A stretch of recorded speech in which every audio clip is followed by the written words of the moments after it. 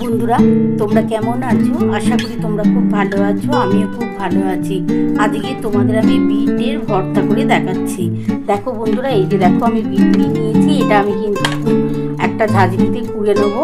আর এই দেখো, এটা করার জন্য আমার বাদাম আছে, কাঁচা লঙ্কা আছে, রসুন কুচি আছে, যে ছোট ঝিরি করে রসুন কুচিয়ে নিয়েছি, আর পেঁয়াজ আছে, আর কালো জিরে ফোড়ন আর শুকনো লঙ্কা দেবো। চলো বন্ধুরা, আমি প্রথমে বিটটাকে কুড়ে নিই, তারপর কীভাবে ভর্তাটা করবো তোমরা অবশ্যই দেখতে থাকো। বন্ধুরা দেখো, আমি কিন্তু এই যে দেখো বিটটাকে কুড়ে নিয়েছি। দেখো কত সুন্দরভাবে কুড়ে নিয়েছি। আর এই যে কড়া বসিয়ে দিয়েছি, কড়ার মধ্যে আমি তেল দিয়ে দিয়েছি। তেলটা গরম হলে এর মধ্যে আমি কালো জিরে আর শুকনো লঙ্কা প্রথমে ফোড়ন দেবো। তারপরে কিভাবে করবো বিটের ভর্তা তোমরা দেখতে থাকো।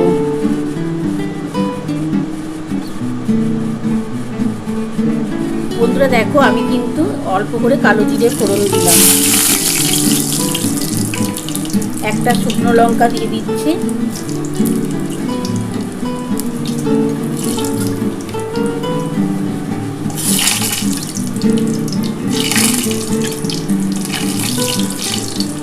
এবার এর মধ্যে আমি কি দেবো দেখো বন্ধুরা, আমি কিন্তু বাদাম নিয়েছি, কিন্তু বাদামটা পরে দেবো। আমি এর মধ্যে প্রথমে কিন্তু রসুন ফোড়ন দিয়ে দিলাম,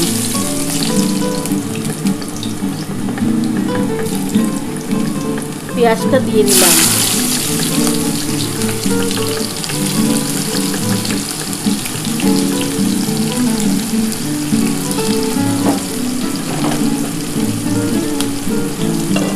পেঁয়াজ, রসুন, কালো জিরা, শুকনো লঙ্কা ফোড়ন দিয়েছি। আর দিয়ে এটা ভালোভাবে একটুখানি ভাজা হলে তার মধ্যে আমি কিন্তু বিটটা কুড়ে নিয়েছি, এই বিটটা দিয়ে দেবো। এটা একটুখানি ভালো করে ভাজা হোক বন্ধুরা। তারপরে কিন্তু আমি দেখো বিটটা কুড়ে নিয়েছি, কত সুন্দর দেখো লাগছে, কুড়ে নিয়েছি, এটা দিয়ে দেবো। অনেকেই তো দেখো বাচ্চারা বিট খেতে চায় না, অনেক বড়রাও বিট খেতে চায় না।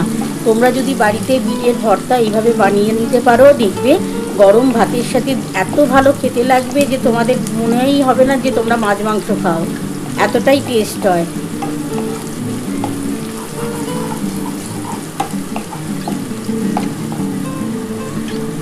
দেখো পেঁয়াজটা আর রসুনটা ভালো করে ভাজা হয়ে এসছে। এবার আমি কিন্তু বিটটা দিয়ে দিচ্ছি। আমি বিটটা দিয়ে দিলাম।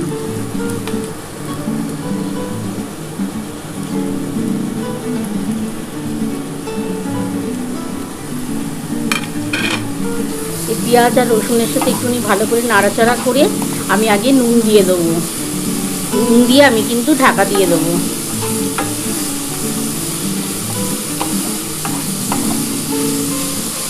আমি এর মধ্যে এবার নুন দিয়ে দিচ্ছি।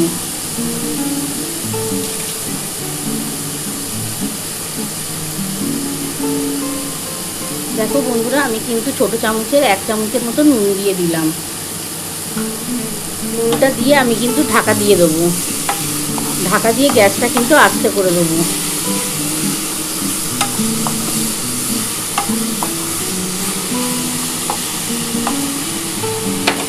আমি ঢাকাটা দিয়ে দিলাম। আমি দিয়ে গ্যাস আস্তে করে দিলাম। আমি 5 থেকে 10 মিনিট পর ফিরে আসছি। বন্ধুরা দেখো, আমি কিন্তু 10 মিনিট পর ফিরে এলাম। দেখি কতটা হলো।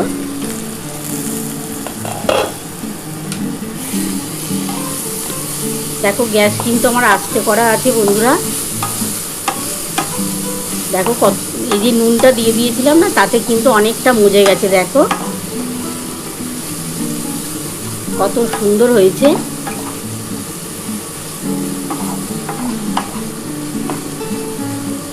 এবার এর মধ্যে আমি কিন্তু বাদামটা দিয়ে দিচ্ছি।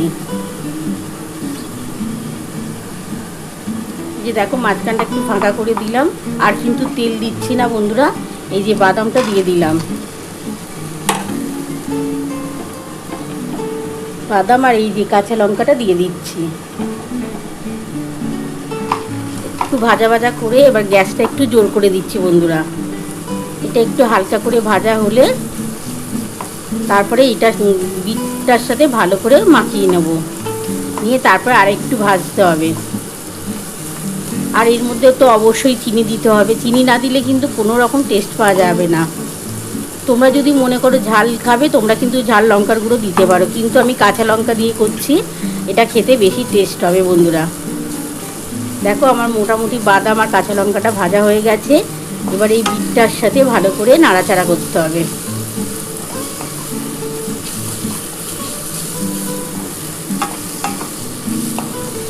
এটা গরম ভাতের সাথে দুর্দান্ত খেতে লাগবে বন্ধুরা।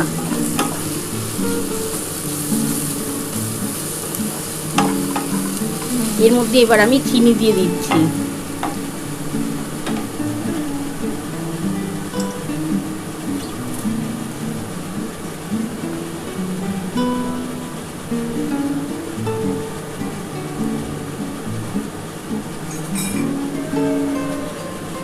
বন্ধুরা দেখো এর মধ্যে আমি কিন্তু এই যে 1 চামচের মতো চিনি দিলাম, চিনি না দিলে কিন্তু কোনো টেস্ট পাওয়া যাবে না। এবার চিনিটা দিয়ে ভালো করে নাড়াচাড়া করতে হবে। এটা গরম ভাতের সাথে যা খেতে লাগবে না বন্ধুরা, দুর্দান্ত খেতে লাগবে।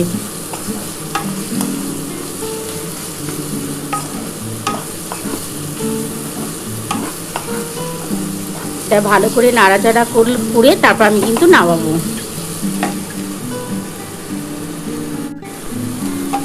বন্ধুরা দেখো আমার মোটামুটি হয়ে গেছে, আর ভাজার দরকার নেই, খুব ভালোভাবেই কিন্তু দেখো ভাজা হয়ে গেছে। এই ভর্তাটা দিয়ে খেতে এত ভালো লাগবে না, গরম ভাত দুর্দান্ত খেতে লাগবে বন্ধুরা। দেখবে তোমরা এই ভর্তা দিয়ে ভাত খেয়ে দেখো, দেখবে মনে হবে না যে আর বিট কোনো দিন খাবো না। তোমরা বিট খেতে ভালো পাসবে এরপর থেকে। একবার এইভাবে করে দেখো, খুব টেস্ট হয় খেতে। দেখো আমার হয়ে গেছে, আমি কিন্তু এবার নামিয়ে তোমাদের দেখাচ্ছি। দেখো আমার হয়ে গেছে বন্ধুরা, আমি এবার নামিয়ে তোমাদের দেখাচ্ছি। বন্ধুরা দেখো আমার কিন্তু বিটের ভর্তা নামানো হয়ে গেছে। কেমন হয়েছে বন্ধুরা, তোমরা তো পুরো রেসিপিটাই দেখে নিয়েছো আমি কিভাবে করেছি। তোমাদের যদি আমার এই রেসিপি ভালো লেগে থাকে প্লিজ একটা লাইক সাবস্ক্রাইব করতে ভুলো না, আর কমেন্ট বক্সে অবশ্যই জানিও কেমন হয়েছে। তাহলে এরকম আরও নতুন নতুন রেসিপি নিয়ে তোমাদের সামনে হাজির হব। Thank you.